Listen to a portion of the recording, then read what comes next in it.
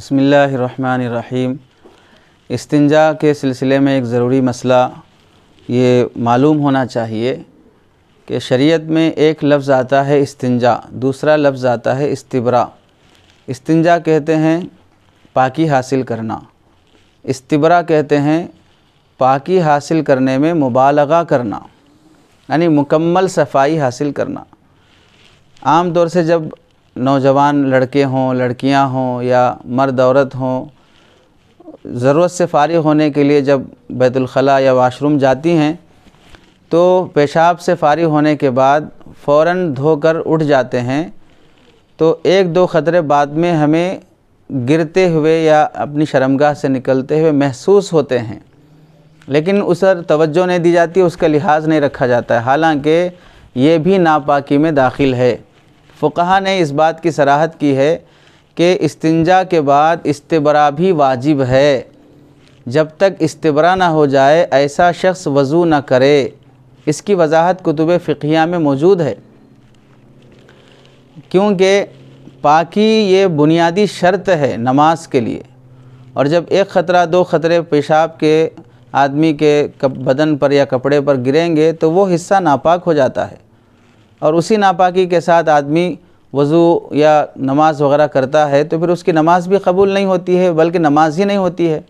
بعض کتابوں میں یہاں تک وضاحت ہے کہ اس امت کے بہت سے لوگوں کی نماز اس واسطے قبول نہیں ہوگی کہ ان کو پاکی صفائی کا اہتمام نہیں ہوگا۔ اور ایک حدیث میں آپ نے فرمایا، آپ علیہ السلام نے کہ پیشاب سے بچا کرو کہ قبر کا عذاب بیشتر زیادہ تر پیشاب سے نہ بچنے پر ہوتا ہے۔ اور ایسے بھی ہمیں سمجھنا چاہیے کہ جس طرح اگر کوئی آدمی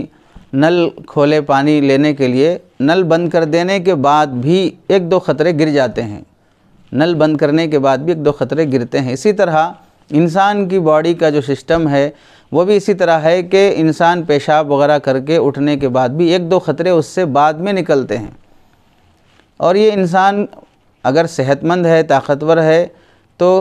ہر ایک کو اس کی شکایت نہیں ہوتی، لیکن آج کل کی جو غذائیں چل رہی ہیں اس کی وجہ سے عموماً اس کی شکایت رہتی ہے۔ تو جب یہ معلوم ہے کہ اٹھنے کے بعد ایک دو قطرے گرنے کا اندیشہ ہے تو معلوم ہونے کے باوجود بھی اس کا لحاظ کیے بغیر آدمی جلد بازی میں نکل جانا ایک بہت گناہ کی بات ہے، بے توجہی کی بات ہے۔ فقہا نے استبرا کے سلسلے میں وضاحت کی ہے کہ آدمی کھنکارے، کھاسے، دو تین مرتبہ اٹھ بیٹھ کرے، اور آدمی تھوڑا سا اپنے آپ کو زور دے، دو چار قدم چلے، یہ سب اعمال بتائے ہیں استبرا کے لیے تاکہ مکمل صفائی ہو جائے، بعد میں ہمارا کپڑا گیلا نہ ہو، گندا ناپاک نہ ہو۔ بلا وجہ کے وسوسے میں مبتلا ہونا بھی نہیں ہے، اور جو وساوس میں مبتلا ہو اس کے لیے الگ ہدایات ہیں، لیکن عام جو زندگی ہے جس میں آدمی استبرا ہر بندے کو احتیاطاً کرنا چاہیے، اس میں جو احتیاط نہیں برتی جاتی ہے اس سلسلے میں کہا جا رہا ہے کہ استنجا کے بعد آدمی اچھی طرح کھنکارے، ٹیشو پیپر کا استعمال کرے، ڈھیلے کا استعمال کرے، دو تین مرتبہ اٹھ بیٹھ کرے، دو چار قدم چلے، پھر آ کر بیٹھے، تو جو قطرے مثانے اور مثانے سے لے کر نالیوں میں یا رگوں میں رہ جاتے ہیں وہ خارج ہو جائیں گے تو مکمل صفائی حاصل ہو سکتی ہے۔ نل کی مثال بالکل سیدھی سادی مثال ہے کہ نل بند کرنے کے بعد بھی ایک دو قطرے نکلتے ہیں، اسی طرح انسان کے جسم سے بھی یہی معاملہ ہے۔